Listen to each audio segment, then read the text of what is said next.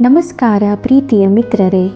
ಇಂದು ನಾನು ನಿಜಕ್ಕೂ ಪ್ರೀತಿ ಕೊಡುವ ಆದರೆ ಕೆಲವೊಮ್ಮೆ ಮರೆತು ಹೋಗುವ ವ್ಯಕ್ತಿ ತಾಯಿಯ ಕುರಿತು ಒಂದು ಭಾವನಾತ್ಮಕ ಪೌರಾಣಿಕ ಕಥೆಯನ್ನು ಹೇಳುತ್ತೇನೆ.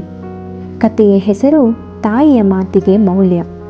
ಈ ಕತೆ ನಾನು ಕಾಲಗಳ ಮೀರಿದ ಒಂದು ಮೌಲ್ಯವನ್ನು ಹೊಂದಿದೆ. ಇದು ಮಹಾಭಾರತದ ಕಾಲದ ಕತೆ ಪ್ರಾರಂಭವಾಗುತ್ತದೆ ದ್ವಾರಕಾ ನಗರದಲ್ಲಿ. ದೇವತೆಗಳು ಓಡಾಡುವಂತೆ ಕಾಣುವ ಸುಂದರವಾದ ನಗರ. ಆ ನಗರದಲ್ಲಿ ಜೀವನ ಸಾಧನೆಯ ನಿಜವಾದ ಆಶ್ಚರ್ಯ ಶ್ರೀಕೃಷ್ಣ. ಅವನು ಬಡತನವಿಲ್ಲದ ರಾಜ, ದೇವ, ಆದರೆ ಸ್ನೇಹಿತರ ಜೊತೆಯಲ್ಲಿ ಹಾಸ್ಯ ಮಾಡುವವನೂ ಹೌದು. ಆದರೆ ಅವನಿಗೊಂದು ಶಕ್ತಿ ಇತ್ತು, ಅದು ತಾಯಿಯ ಆಶೀರ್ವಾದ.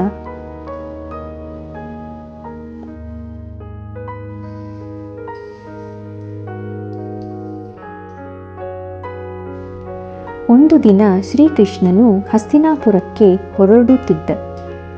ಅವನ ತಾಯಿ ದೇವಕಿ ಅಂಗಳದ ಬಾಗಿಲಲ್ಲಿ ನಿಂತುಕೊಂಡು ಆತನನ್ನು ನಿಲ್ಲಿಸುತ್ತಾಳೆ. ಕೃಷ್ಣ ಅವನ ನುಡಿಯನ್ನೇ ನಿಲ್ಲಿಸಿ ತಾನೇ ಮಾತನಾಡುತ್ತಾಳೆ. ನೀನು ದೇವನಾದರೂ ನಾನು ನಿನ್ನ ತಾಯಿ. ನಾನು ಒಂದು ಮಾತು ಹೇಳುತ್ತೇನೆ, ಕೇಳು. ಕೃಷ್ಣನು ಮೌನದಿಂದ ತಲೆದೂಗುತ್ತಾನೆ. ನೀನು ಹಸ್ತಿನಾಪುರಕ್ಕೆ ಹೋಗುತ್ತಿರುವೆ. ದ್ರೌಪದಿಯ ನ್ಯಾಯ ದೊರಕಿಸಬೇಕೆಂಬ ಉದ್ದೇಶವಿದೆ. ಆದರೆ ನೆನಪಿರಲಿ, ಸ್ತ್ರೀಯರಿಗೆ ಗೌರವವಿಲ್ಲದ ಸಮಾಜದಲ್ಲಿ ಧರ್ಮವೂ ಇಲ್ಲ. ಈ ಮಾತು ಕೃಷ್ಣನ ಮನಸ್ಸಿನಲ್ಲಿ ಆಳವಾಗಿ ತೂರುತ್ತದೆ. ತಾಯಿಯ ಮಾತು, ಅದು ಅವನಿಗೆ ಶಾಸ್ತ್ರದ ಪಾಠ. ಅವನು ಹಸ್ತಿನಾಪುರಕ್ಕೆ ಹೋಗುತ್ತಾನೆ. ಅಲ್ಲಿ ದುಶ್ಯಾಸನನು ದ್ರೌಪದಿಯ ಸೀರೆ ಸೆಳೆಯುವ ಪ್ರಯತ್ನ ಮಾಡಿದ್ದ. ಸಭೆ ಮೌನವಾಗಿತ್ತು. ಭೀಷ್ಮ, ದ್ರೋಣ, ಕರ್ಣ ಎಲ್ಲರೂ ತಲೆ ತಗ್ಗಿಸಿದ್ದರು. ಆ ಸಮಯದಲ್ಲಿ ಕೃಷ್ಣನು ನಿಂತು ಮಾತನಾಡುತ್ತಾನೆ. ಸ್ತ್ರೀಯರನ್ನು ಅವಮಾನಿಸಿದವರು ಧರ್ಮವನ್ನು ತ್ಯಜಿಸಿದವರು. ನಿನ್ನ ರಾಜ ಸಿಂಹಾಸನದ ಶಕ್ತಿಯ ಚಿಹ್ನೆಯಲ್ಲ, ಇದು ಪಾಪದ ನೆಲೆಯಾಗಿದೆ. ಅವನ ಮಾತುಗಳು ಕಪಾಳದ ಮೇಲೆ ಬಡಿದಷ್ಟು ಬಲಿಷ್ಠ. ಅವನಲ್ಲಿ ದೇವನಾಗಿದ್ದರೂ ಅವನು ತನ್ನ ತಾಯಿಯ ಮಾತಿಗೆ ವಿಧೇಯ. ಅವನ ಬುದ್ಧಿಯಲ್ಲಿ ಯುದ್ಧದ ಮಾರ್ಗ ಬರುತ್ತದೆ, ಆದರೆ ಅದು ತಾಯಿಯ ಧರ್ಮಪಾಠದ ಆಧಾರದಲ್ಲಿತ್ತು. ಯುದ್ಧ ಪ್ರಾರಂಭವಾಗುತ್ತದೆ. ಒಂದು ದಿನ ಅರ್ಜುನನು ಮನಸ್ಥಿತಿಯಲ್ಲಿ ಕುಗ್ಗುತ್ತಾನೆ. ಅವನು ಬಾಣಗಳು ವ್ಯರ್ಥವಾಗುತ್ತಿವೆ. ಅವನು ಶ್ರೀಕೃಷ್ಣನತ್ತ ನೋಡುತ್ತಾನೆ. ಕೃಷ್ಣ, ನನ್ನ ಬಾಣಗಳಲ್ಲಿ ಶಕ್ತಿ ಇಲ್ಲ. ಆಗ ಕೃಷ್ಣನು ನಗುತ್ತಾ, ಅರ್ಜುನ, ಬಾಣಕ್ಕೆ ಶಕ್ತಿ ಕೊಡೋದು ನಿನ್ನ ಧರ್ಮಪಥ. ನೆನೆಸು ತಾಯಿಯ ಮಾತು. ಸ್ತ್ರೀಯ ಗೌರವವಿಲ್ಲದ ರಾಜಕೀಯದ ಶಕ್ತಿ ಏನೂ ಇಲ್ಲ. ಅರ್ಜುನ, ಬಾಣಕ್ಕೆ ಶಕ್ತಿ ಕೊಡೋದು ನಿನ್ನ ಧರ್ಮಪಥ. ನೆನೆಸು ತಾಯಿಯ ಮಾತು. ಸ್ತ್ರೀಯ ಗೌರವವಿಲ್ಲದ ರಾಜಕೀಯದ ಶಕ್ತಿ ಏನೂ ಅಲ್ಲ. ಅರ್ಜುನನು ಮನಸ್ಸಿನಲ್ಲಿ ಧರ್ಮಪಥವನ್ನು ನೆನೆಸಿ ಯುದ್ಧ ಮುಂದುವರಿಸುತ್ತಾನೆ. ಯುದ್ಧ ಮುಗಿಯುತ್ತದೆ. ಧರ್ಮದ ವಿಜಯವಾಗುತ್ತದೆ. ಶ್ರೀಕೃಷ್ಣನು ದ್ವಾರಿಕೆಗೆ ಮರಳಿ ಬರುತ್ತಾನೆ.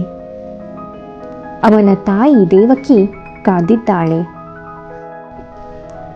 ಶ್ರೀಕೃಷ್ಣನು ದ್ವಾರಿಕೆಗೆ ಮರಳಿ ಬರುತ್ತಾನೆ. ಅವನ ತಾಯಿ ದೇವಕಿ ಕಾದಿದ್ದಾಳೆ. ಬಾಗಿಲ ಹತ್ತಿರ ಕುಳಿತವಳಾಗಿದ್ದಾಳೆ. ಕೈಯಲ್ಲಿ ನೀರಿನ ಲೋಟ, ಚಿಕ್ಕ ನಗೆಯ ಜೊತೆಗೆ. ಅವನು ತಾಯಿಯ ಮುಂದೆ ಕುಳಿತುಕೊಳ್ಳುತ್ತಾನೆ. ಆಗ, ಅಮ್ಮ, ನಾನು ಯುದ್ಧ ಗೆದ್ದೆ, ಆದರೆ ನಾನು ಯುದ್ಧ ಗೆಲ್ಲುವಷ್ಟು ಶಕ್ತಿಯನ್ನೆಂದರೆ ನಿನ್ನ ಮಾತಿನಿಂದ. ದೇವಕಿ ನಗುತ್ತಾ ಹೇಳುತ್ತಾಳೆ, ನೀನು ದೇವನಾಗಿದ್ದರೂ ನನ್ನ ಮಗನಾಗಿ ನನ್ನ ಮಾತಿಗೆ ಮೌಲ್ಯ ಕೊಟ್ಟೆ. ಅದಕ್ಕೆ ನಿನ್ನ ಬಾಣಗಳಿಗೆ ದೇವತೆಗಳು ಸಹ ಹಾರೈಸಿದರು. ಈ ಕತೆ ಇಲ್ಲಿಯವರೆಗೆ. ಪ್ರೀತಿಯ ಮಿತ್ರರೇ, ಈ ಪಾಠ ಬಹಳ ಸರಳ. ಪೋಷಕರ ಮಾತು, ವಿಶೇಷವಾಗಿ ತಾಯಿಯ ಮಾತು, ನಮ್ಮ ಧರ್ಮದ ದಾರಿ ತೋರಿಸುವ ದೀಪ. ಅದನ್ನು ಗೌರವದಿಂದ ಪಾಲಿಸಿದವನು ಜೀವನದ ಎಲ್ಲ ಕತ್ತಳಗಳನ್ನು ದಾಟಿ ಬೆಳಕಿಗೆ ಸಾಗುತ್ತಾನೆ. ನನ್ನಿಂದ ಕೊನೆಯ ಮಾತು. ನೀವು ಈ ಕಥೆಯನ್ನು ಕೇಳುತ್ತಿದ್ದಂತೆಯೇ ಇಂದು ಒಂದು ಸಣ್ಣ ಕೆಲಸ ಮಾಡಿ. ತಾಯಿಗೆ ಅಥವಾ ತಂದೆಗೆ ಕರೆ ಮಾಡಿ ಅಥವಾ ಹೋಗಿ ಭೇಟಿಯಾಗಿ. ನೀವು ಮಾತಾಡಿದ ಮಾತುಗಳು ನನಗೆ ಮಾರ್ಗದೀಪ ಎಂದು ಅವರಿಗೆ ಹೇಳಿ. ಇಂತಹದೇ ಇನ್ನಷ್ಟು ಕಥೆಗಳಿಗಾಗಿ ನಿಮ್ಮ ಈ ಸ್ನೇಹಿತೆ ಧ್ವನಿಯನ್ನು ಮರೆಯದಿರಿ. ಇದೇ ನಾನು ನಿಮ್ಮ ಜೊತೆಗಿದ್ದ ನಿಮ್ಮ ಧನಿಯ ಕಥೆಗಾರಿಣಿ ವಿದ್ಯಾಯ ಹೇಳುತ್ತಿದ್ದೇನೆ. ಧನ್ಯವಾದಗಳು.